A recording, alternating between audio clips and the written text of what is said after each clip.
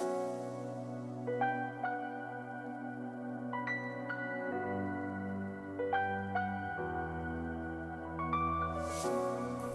friends, Jenkins here, bringing you another Dota 2 video on behalf of Dota Alchemy, and in this video we're going to be talking about the reasons why the Radiant side of the map is currently much better than the Dire side of the map. So anyway, without further ado, let's just get into the reasons. Reason number one, this hard camp right here is pullable at many different angles that this one is not. For example, if you Quelling Blade this tree right here, and then this tree right here, and we run into the camp like so, you can pull down into your tower.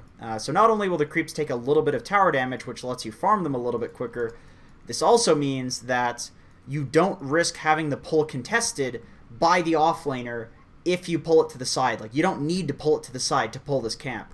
And what that means is, essentially, you have two easy camps to choose from, except one of them is a hard camp. You don't need to stack it, and it's going to kill a bunch of the creeps. So there's no point in an offlaner blocking either of these camps, because if you block one of them, then the other one is just available to you on the Radiant. In the Dire, you cannot pull upwards. You have to pull to the side, and it's very, very close and very hard. So essentially, the offlaner is much, much more likely to contest it and stop you from pulling. But it's almost impossible here, especially because you can pull down this way, you can pull this way, and you can pull this way. It's very, very easy to pull at any angle on this side. Reason number two, the medium camp on the Radiant side in the mid lane is in a much better position than the medium camp on the Dire side in the mid lane.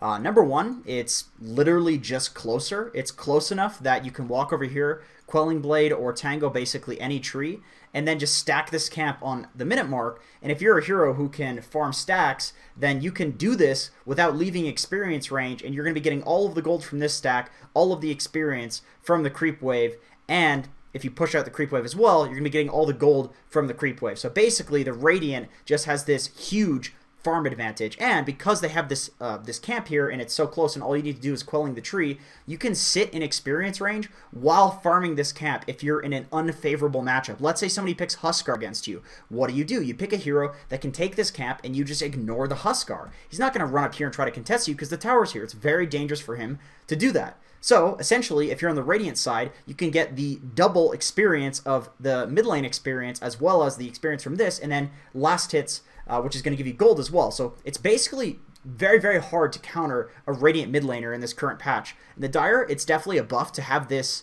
camp over here, but the issue is that you're way far away from the mid lane, so you're not going to be in experience range. Reason number three, and this one is admittedly the most minor out of the reasons in this list, but as an offlaner, this one is nearest and dearest to me because I use this one a lot. But when you are on the Radiant side offlane, there is this tree that you can Tango or Quelling Blade right here that essentially gives you complete access to diving their tower and then getting out completely scot-free. So on the Dire side offlane, you can kind of do that where you're safe in here because the tower does not have vision of you, but getting out over here where it's safe, like, you know, this tree area here where they don't have vision of you, there's no tower range, it's going to hit you with tower shots.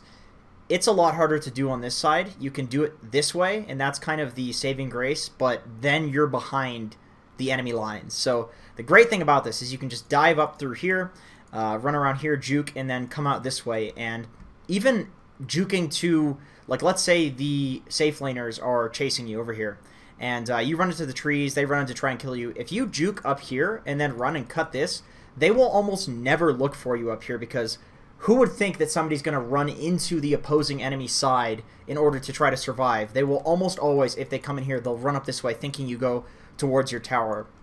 So essentially, this juke path right over here, with this tree being possible to cut and just juking through with a single cut, is pretty strong. I've seen many, many times where this results in somebody not dying or kills happening that shouldn't, etc. Reason number four, and I think most people would argue that this is the biggest reason in the list as for why Radiant is better than Dire, but shoutouts to Trent Pax for this one because he's actually the person that opened my eyes to this, where I was like, oh yeah, this does seem like it happens a lot more. This makes a lot of sense. But essentially, once the mid-game starts, once the laning stage is over, Dota becomes about occupying a space as a team and farming or pushing.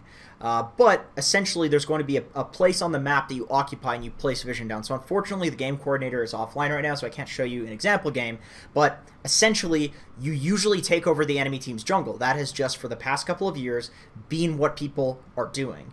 And if you're taking over the enemy team's jungle, then that means Radiant takes the Dire jungle, and Dire takes the Radiant jungle. If you take the Radiant jungle, then it means that Roshan is very, very far away from you. So that means if you're Dire, you're going to be occupying the area that is far away from the Roshan pit. Now you could argue both ways for this, where that means that you're shoving in the bot lane, which means somebody on Radiant has to deal with it, which means Rosh is more free for Dire. But I think most people would argue that having the majority of heroes around the Rosh pit is better for Rosh than forcing one hero away from Rosh. And essentially, that is why it is better to be Radiant, for the purpose of taking Roshan. So that's it for this video. Those are my main reasons why Radiant is better than Dire. There are differences that I neglected to mention between the sides, and the reason that I didn't mention them is just because, number one, there are things that of course I'm going to be forgetting, and then number two, because I think a lot of the time in Dota there are going to be differences between the sides that equate somehow to each other. Like there's some benefit to Dire, but there will be some equivalent benefit